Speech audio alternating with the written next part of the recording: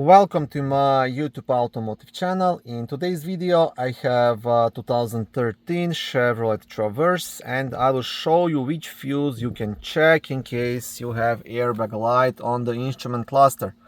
This video should apply to first generation of these vehicles made from 2009 all the way up to 2017.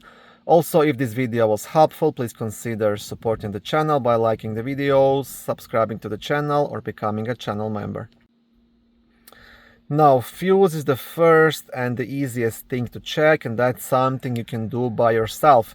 If that fuse I'm about to show you is good, next step is to scan the PCM using higher-end OBD2 scanner to get the codes from the module and then follow up on the codes.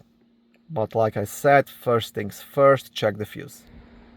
Okay, so the fuse you want to check will be located in the main fuse box, which is under the front hood right here.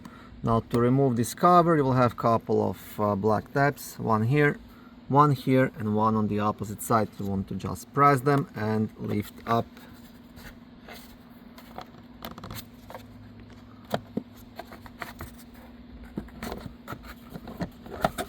Okay, once you have the cover off, on the back side of the cover you will also have a small fuse diagram. And this white piece, this is the fuse puller you can use to remove and check the fuses. Airbag fuse will be in the top right corner, and it's this one, fuse number F40, which is 10 amp red fuse. So this is your airbag fuse. And like I said, it's definitely worth checking before digging deeper into this issue. Thank you for watching this video. I hope it was helpful and educational. If it was, please like it and consider subscribing to my YouTube automotive channel.